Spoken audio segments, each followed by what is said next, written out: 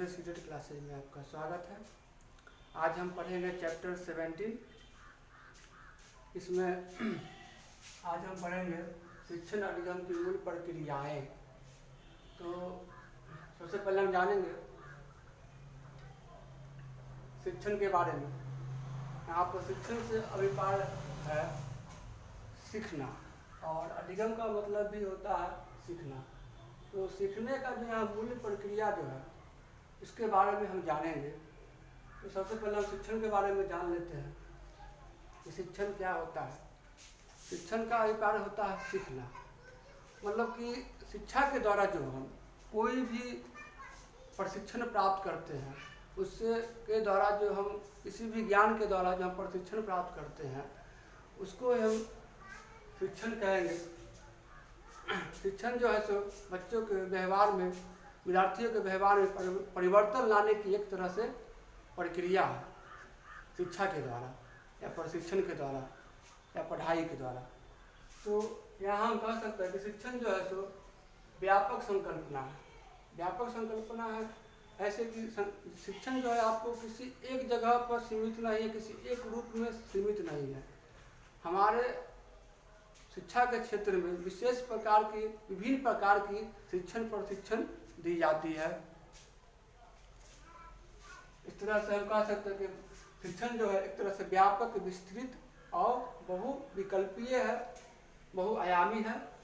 उसके बाद है शिक्षण का जो सबसे मुख्य जो उद्देश्य है ज्ञान का अर्जन करना।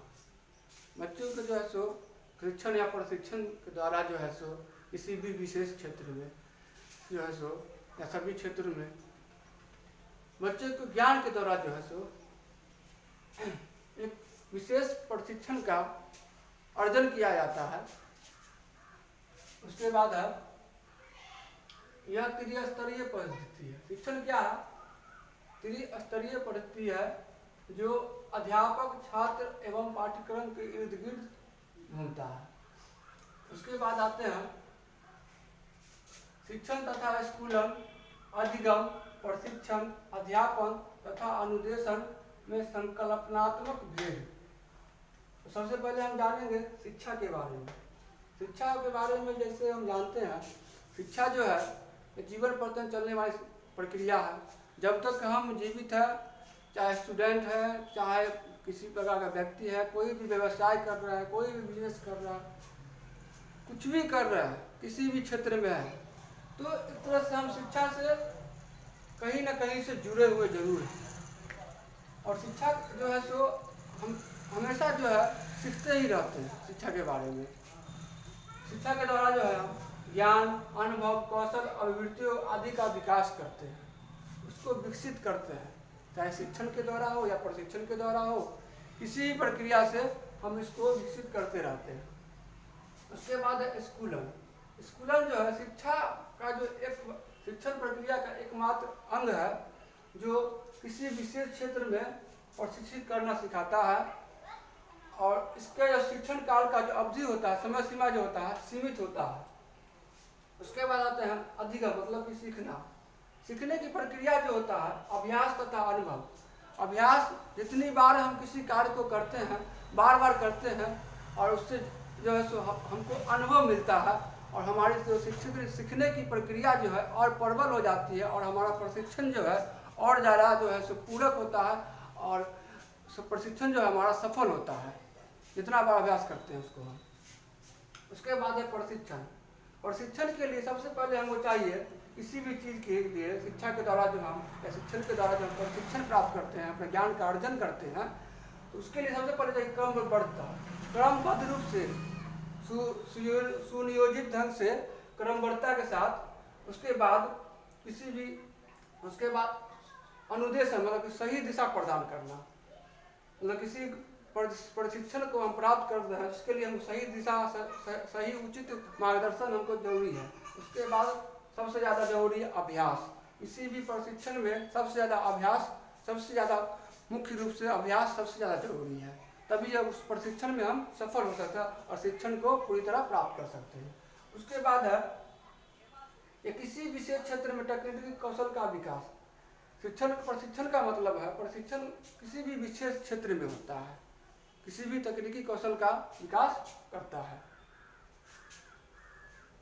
उसके बाद आते हैं शिक्षण तथा अनुदेशन। अगर हम शिक्षण प्राप्त करते हैं प्रशिक्षण के रूप में या किसी भी रूप में पढ़ाई के रूप में, अगर हम शिक्षण प्राप्त करते हैं तो उसके लिए चाहिए सही दिशा प्रदान करना। अनुदेशन का मतलब होता है सही दिशा प्रदान करना, उचित दिशा प्रदान करना, ताकि हमारा शिक्षण प्रक्रिया जो है पूर्ण रूप से सफल हो सके। तो उसके बारे में हम जानेंगे। पहला पॉइंट है व्यक्तियों को शिक्षित करने का साधन मात्र है। शिक्षण अनुदेशन तथा अनुदेशन क्या है? व्यक्तियों को शिक्षित करने का साधन है, चाहे किसी भी रूप से हो। उसके बाद आते हैं यह विचारों, मूल्यों, कौशलों, ज्ञान आदि को संप्रेषित करता है। शिक्षण द्वारा जो हम प्रशिक्षण प्राप्त करते हैं और प्रशिक्षण जो उसी दिशा जो हमसे अनुदेशन के द्वारा जो उसी दिशा मिलती है, मार्गदर्शन मिलती है, उसके द्वारा जो है अपने हम खुद स्वयं के विचारों को प्रकट करते हैं, मूल्यों को निर्माण करते हैं, कौशलों को विकसित करते हैं और ज्ञान आदि का अर्जन करते हैं और उसे संप्रेषित करते हैं। उसके बाद आते हैं शिक्षण अधिगम प्रक्रिया के बारे में जानते हैं।